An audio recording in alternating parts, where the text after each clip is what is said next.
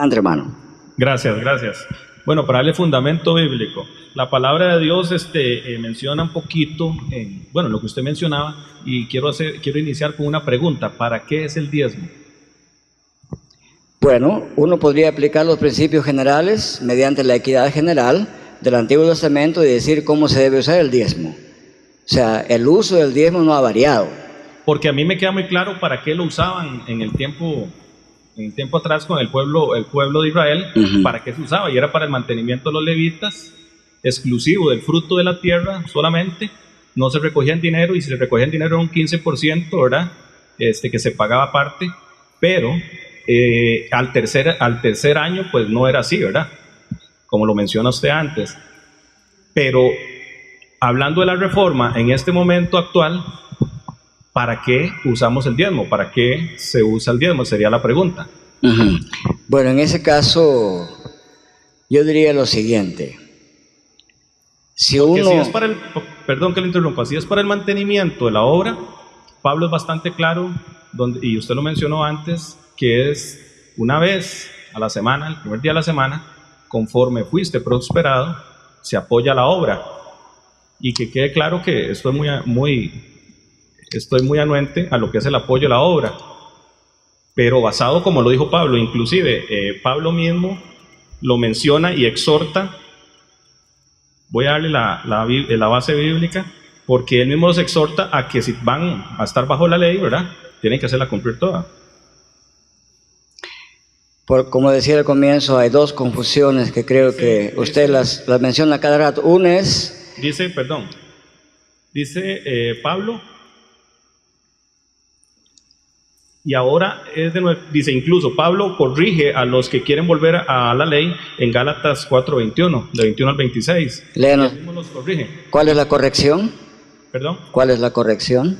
La corrección. Sí.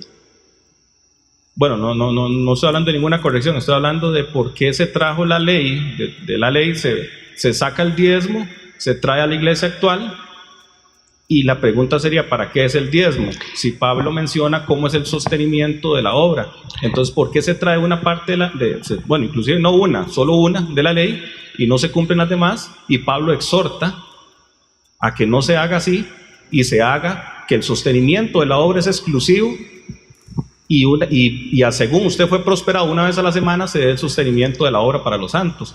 Pero él mismo corrige y dice que no se haga de la otra forma. Entonces ahí es donde... ¿Y cuál sería la otra forma que usted entiende? ¿Cómo se está usando actualmente, que se usa a través del diezmo? Bueno, yo no lo sé, porque usted está hablando, actualmente habría que concretizar. Está hablando de una iglesia en particular, de un movimiento en particular, de una persona en particular, habría que aclarar. Pero si usted me pregunta a mí, ¿cómo la Biblia dice que debiera utilizarse la economía eclesiástica? Ya sería una pregunta que podemos traer con poquito más claridad y generalidad. Lo que podríamos hacer tal vez es vía correo electrónico seguir conversando. Con todo gusto. Pero sí me queda, por ejemplo, a mí sí me queda claro, y eso yo quería comentarlo, que por qué de la ley se trae solo el diezmo, se aplica para un sostenimiento de la obra, si Pablo exhorta que no se haga así, y se haga a través de la ofrenda, y se sostenga al pueblo, a los santos en este caso, se sostenga de esa forma. Entonces esa sería como... Claro, la Biblia establece claramente principios de cómo se debe usar la administración y el dinero en particular. No, la Biblia no guarda silencio sobre eso. Y cuando decimos obra, tenemos que clarificar bien. La Biblia al mismo tiempo, Dios no se ha olvidado, ni el Espíritu Santo se ha olvidado de decirnos cómo esencialmente debiera estar la iglesia organizada.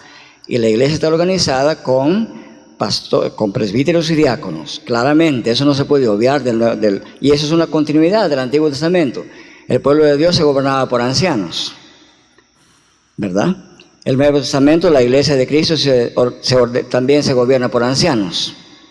Y hay un anciano, y en las iglesias estableció Pablo ancianos docentes y ancianos gobernantes. 1 Timoteo 5 es bien clarísimo. Habla de presbíteros que se dedican a hacer didascalia, o presbíteros didácticos que se dedican a la enseñanza. Entonces, algunas funciones establecidas en el Nuevo Testamento, si usted las traza hasta el Antiguo Testamento, como proclamar, como enseñar, como instruir, como aconsejar, como exhortar, que es una función de la palabra de Dios, está bien claramente establecido en el Nuevo Testamento. Cómo cada iglesia particular utiliza y administra los recursos financieros que obtiene del diezmo y las ofrendas del pueblo es un asunto que cada iglesia debe organizarse conforme a los principios bíblicos. Los principios bíblicos generales son los siguientes. El pastor o presbítero docente, Pablo se eximió de eso, pero no lo generalizó para todos. Él dice: el que predique el evangelio, viva del evangelio. No pongas bozal al buey que trilla, principio antiguo testamentario. Pero él dice, él se exceptúa de eso. Dice, para mí y para los que conmigo han estado, estas manos me han servido. Y hay en iglesia muchísima gente que trabajamos en esa manera. Entonces, pero no hay una regla que es una tabula rasa y decir, en todas las iglesias tiene que ser así. Necesitamos usar la sabiduría bíblica para organizar la economía y la finanza de la iglesia, que convenga a los principios de la palabra de Dios y al buen testimonio de la iglesia. Lo que yo no creo es que una iglesia debe administrar de manera inapropiada sus fondos, pero en cada lugar, cada iglesia tiene sus particularidades. Si usted tiene preguntas mucho más particulares, yo le doy mi correo y seguimos interactuando sobre ese tema que me parece tan importante. Hermano Alonso, muchas gracias. Al hermano Daniel también. Gracias.